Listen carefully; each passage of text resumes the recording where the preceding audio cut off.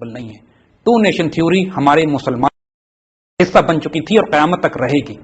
We are not one, وی کی not be one. چاہے مسلمان آپس میں لڑیں یا نہ لڑیں, ہم ہندوؤں کے ساتھ ایک نہ تھے, نہ ہیں, نہ ہوں گے. وہ they are different nation, we are different nation.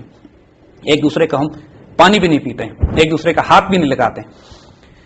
یہ ان کی اصلیت مسلمانوں کو اس وقت معلوم ہوئی کہ جب اقتدار ان کے ہاتھ میں آیا.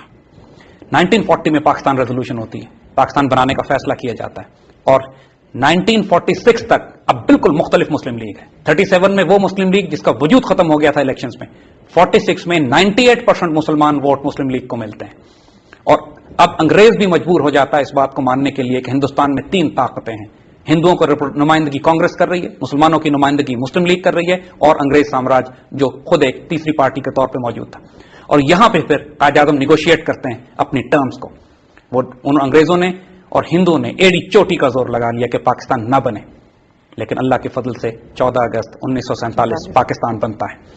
پاکستان کی بنیاد میں, پاکستان کے بنانے کے دوران میں بھی کم از کم 10 لاکھ مسلمان شہید کیے جاتے ہیں جو ہجرت کرتے ہیں. ہمارے بزرگوں نے وہ واقعات دیکھے ہیں اپنی آنکھوں سے. ہم نے شاید صرف تاریخ میں پڑھے ہیں کہ جب کٹی ہوئی ٹرینیں لاہور پہنچا کرتی تھیں, ایک ایک ٹرین میں 6-6, 7-7 ہزار لاشیں نکلتی تھیں ایک ایک ٹرین سے.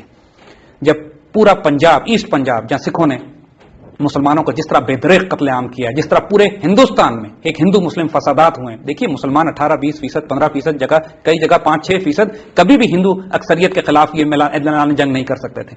مسلمانوں نے ہمیشہ دفاعی جنگ لڑی ہے یا لڑنے کی کوشش کی ہے اور بری طرح مارے گئے. 10 لاکھ مسلمان چھوٹی تعداد نہیں ہے پاکستان بناتے ہوئے.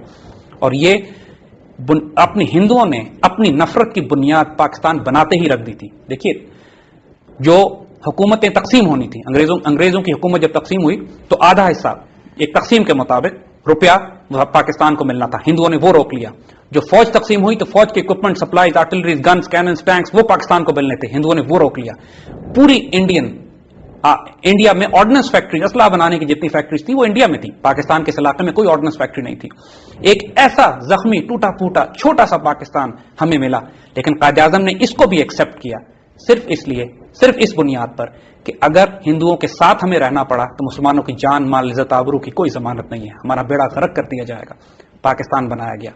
اب ہم ان ایونٹس کی طرف آئیں گے کہ جو پاکستان بننے کے بعد پیش آئے, لیکن یہ بات ذہن میں رکھیے گا کہ یہ تھاٹ پروسیس ہندو زائنسٹ کا جو 1857 کی وار کے بعد کانگریس کے قیام سے لے کر پھر مسلم لیگ کا قیام, پھر قائد اعظم کا پہلے انڈین نیشنلزم کا کانسیپٹ, اور اس کے بعد ٹو نیشن تھیوری کو قبول کرنا, اور یہ قبول کرنا کہ ہندو اور مسلمان 2 الگ الگ قومیں, اور علامہ اقبال کا یہ ویژن کہ مسلمانوں کے لیے ایک علیحدہ ریاست ہوگی, اور اس ریاست کا قیام, اور پھر 37 میں 39 تک ہندوؤں کی حکومت, اور پھر مسلمانوں کا یوم نجات, اور پھر مسلمانوں کا اکٹھا ہونا اور پاکستان کا قیام. یہ تاریخ جب تک آپ نہیں سمجھیں گے, جب تک اس کو نہیں پڑھیں گے, جب تک اس کی گہرائی اور اس کی وزڈم میں نہیں جائیں گے, اگر آپ 37 سے 39 تک کانگریس کی حکومت کے بارے میں پیپرز جو لکھے گئے ہیں, جو انالیسس کیا گیا, جائیے گوگل پہ تلاش کیجئے کہ کانگریس گورنمنٹ فرام 37 ٹو 39 کیا لکھا جاتا ہے اس کے بارے میں. خود انگریزوں نے لکھا ہے کہ this is the rise of political Hindu Zionism. یہ ایک ایسا تصور تھا جس نے مسلمانوں کو دہشت میں ڈال دیا, اور پاکستان ہندوؤں نے بنایا ہے. ہندوؤں نے اپنی نفرت کی وجہ سے پاکستان کا قیام وجود میں آیا, اور قائد اعظم کا کام بہت آسان ہو گیا اس وجہ سے کہ ہندوؤں نے جو ظلم و ستم مسلمانوں پہ کیے, اس نے مسلمانوں کو یکجا کیا. اب بات کرتے ہیں ایک اور بہت سینسیٹیو ایشو پر جو کہ ایور ایگزسٹنگ ہے, کشمیر.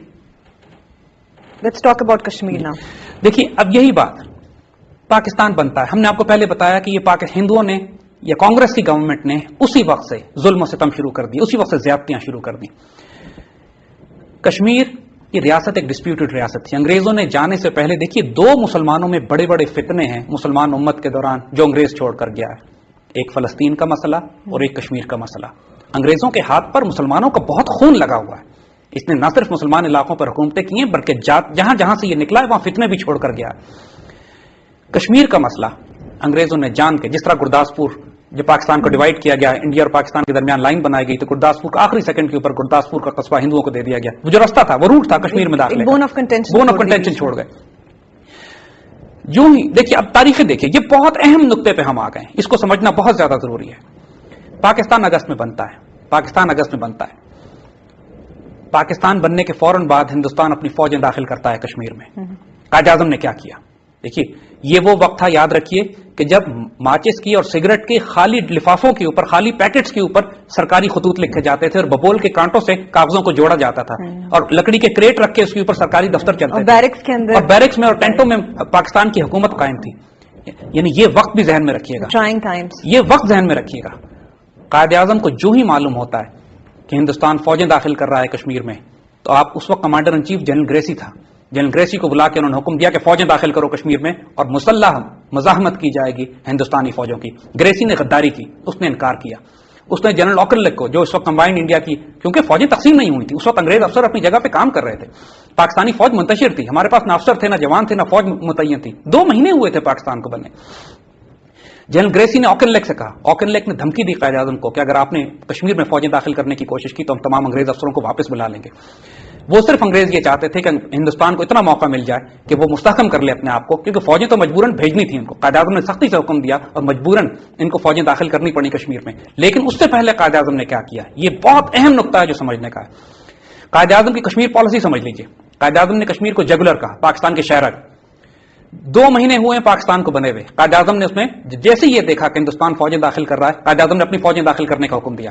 جب یہ دیکھا کہ انگریز افسر ڈیلے کر رہے ہیں، قائد اعظم نے مجاہدین کو موبلائز کیا، خاص طور پہ اپنے سورسز اور کانٹیکٹس کو استعمال کرتے ہوئے مسلمان والنٹیئر ریزسٹنس ملیشیا پہلی دفعہ قائد اعظم نے استعمال کی. قائد اعظم نے ٹرائبل ایریا سے فوجیں بلا کے، ملیٹنٹس کو بلا کے اعلان جہاد کروایا، مجاہدین کو استعمال کیا. لیٹ می فنش ہے. مجاہدین کو بلا کے انہوں نے داخل کیا کشمیر میں، اور ساتھ ساتھ تیسری بات، قائد اعظم نے یہ فیصلہ کیا کہ ہم ایک پروٹریکٹڈ جنگ لڑیں گے، ہم ایک طویل جنگ لڑیں گے، اس بات کے باوجود کہ ہمارے پاس کوئی وسائل نہیں ہے. چوتھا کام قائد اعظم نے یہ کیا کہ اپنی کشمیر پالیسی ڈکلیئر کر دی as a national foreign policy. دیکھیے یہ 4 کام قائد اعظم نے کیے. ایک لوگ 1947 اور 48 کی جنگ کشمیر کی ہماری تاریخ میں زیادہ نہیں پڑھائی جاتی. یہ جنگ 1 دن نہیں، 2 دن نہیں، 14-15 مہینے چلی ہے. قائد اعظم نے 2 مہینے کے بعد پاکستان بننے کی جو جنگ شروع کی تھی، اپنے انتقال تک وہ جنگ جاری تھی. اور قطع کلامی کی معافی چاہتی ہوں، اور میرا ایک سوال ہے جو میں آپ سے پوچھنا چاہوں گی بریک کے بعد. اس وقت ہوا ایک بریک کا، ہم آپ سے ملتے ہیں بریک کے بعد. حاضر خدمت ہیں بریک کے بعد. جی زید صاحب. دیکھیے جیسے ہم نے کہا کہ قائد اعظم کی کشمیر پالیسی کے 4 میجر پلرز تھے. ایک آپ نے فوجیں داخل کی، دوسرا آپ نے مجاہدین کو استعمال کیا، تیسرا آپ نے ڈکلیئرڈ فارن پالیسی کا حصہ بنایا اس کو، اور چوتھا آپ ایک پروٹریکٹڈ یعنی طویل جنگ لڑنے کے لیے آپ نے فیصلہ کیا جب تک کہ فیصلہ کن جنگ نہ ہو جائے. یعنی آپ یہ سوچئے ذرا کہ 2 مہینے کے بعد پاکستان بننے کی جنگ شروع ہوتی ہے اور قائد اعظم نے زندگی کے آخری سانس تک کشمیر میں جنگ بندی نہیں کی. چترال کے والی کو حکم دیا کہ جب پاکستانی فوجیں ہمارے پاس کم تھی، حکم دیا چترال کے والی کو کہ آپ وہاں پیچھے سے فوجیں داخل کیجئے گلگت میں.